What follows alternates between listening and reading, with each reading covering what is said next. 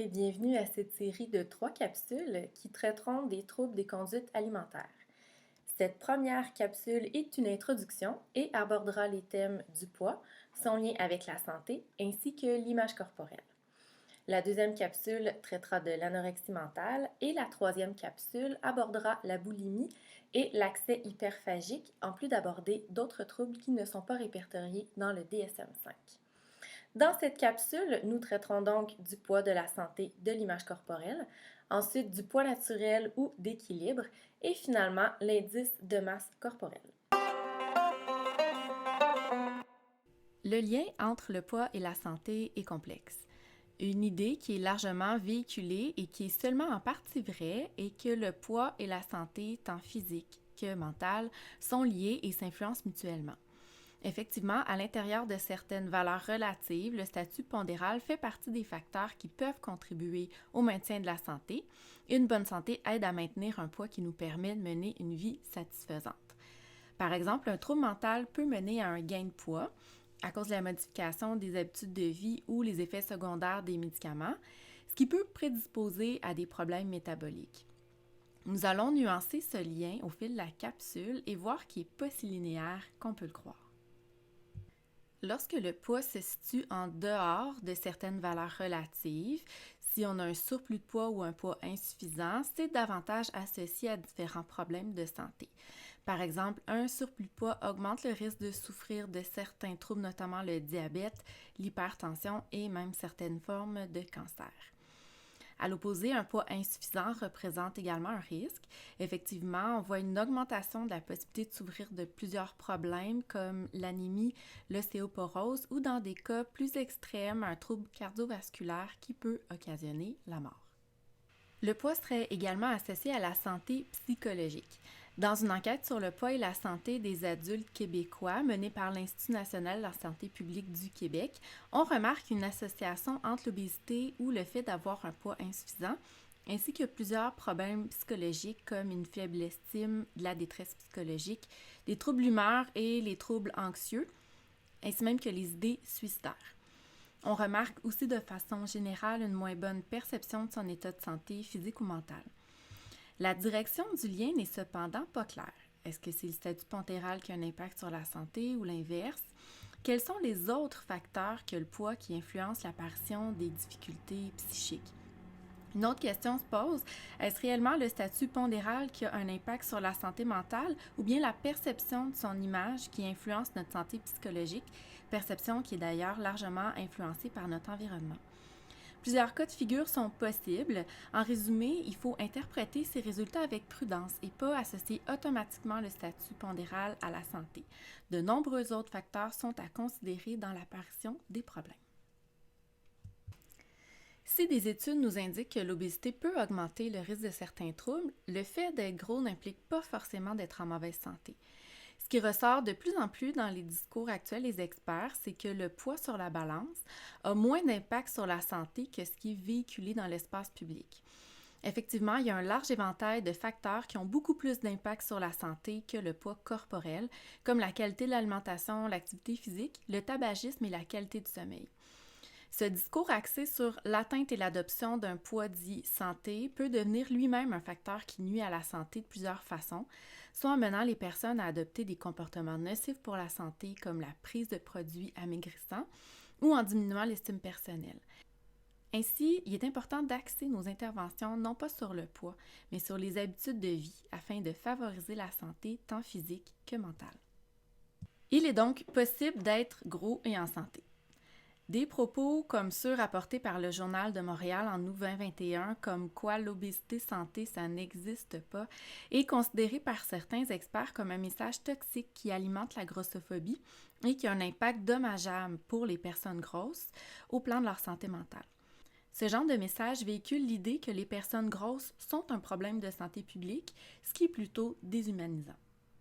À force de se faire bombarder du message que pour être en santé, il faut être mince, ça peut perturber l'image de soi. Dans un rapport de l'Institut de la santé publique du Québec, on rapporte qu'un Québécois sur 4 a une perception de son poids qui ne correspond pas au statut pondéral. Cette perception influence les comportements de nombreuses personnes qui, voulant perdre du poids, adoptent des méthodes malsaines, voire dangereuses, qui auront un impact sur la santé. Autrement dit, même les personnes qui ont un poids normal, là, entre guillemets, qui ne constitueraient pas un risque pour la santé, s'ils jugent que leur poids est trop élevé ou insuffisant, ça peut avoir un effet négatif sur la santé mentale. L'image corporelle correspond à la perception que nous avons de notre corps. Elle est influencée par plusieurs choses. Au plan culturel, dans la société occidentale, l'idéal de beauté prône la minceur. Les images véhiculées, notamment dans les médias ou les publicités, ont un impact sur l'estime personnelle de la population et par conséquent leur santé, particulièrement chez les femmes. Également, la pression sociale, notamment les messages que nous envoie l'entourage, ont aussi un impact sur l'image que l'on se fait de soi. Par exemple, des taquineries sur la prise de poids d'une personne ou encore des commentaires admiratifs sur une autre personne qui a perdu du poids contribuent à forger l'idée que pour réussir et être apprécié, il faut être mince.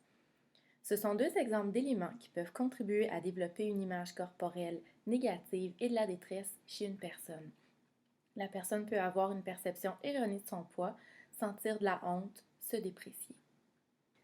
Une image corporelle négative, en plus d'entraîner de la détresse, peut amener la personne à adopter des comportements nuisibles à la santé. Effectivement, certaines personnes souhaitent perdre du poids pour se sentir plus belle, pour être plus attirante et ainsi répondre aux idéaux de beauté ou aux pressions sociales. Pour atteindre rapidement le poids idéal recherché, certaines personnes suivent des régimes très stricts en diminuant drastiquement l'apport alimentaire. D'autres suivent des cures minceurs durant lesquelles elles consomment des produits naturels visant une perte de poids rapide. En plus d'être coûteux, certains produits peuvent être dommageables.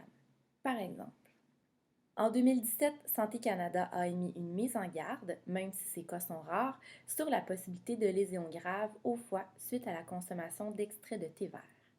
Finalement, un autre moyen visant la perte de poids consiste à s'imposer des séances d'activité physique intenses sur plusieurs semaines ou mois. Il est difficile de se plier sur le long terme à une telle discipline. Il est donc fréquent que les personnes qui perdent beaucoup de poids en adoptant des habitudes extrêmes le reprennent rapidement lorsqu'ils délaissent ces mêmes habitudes.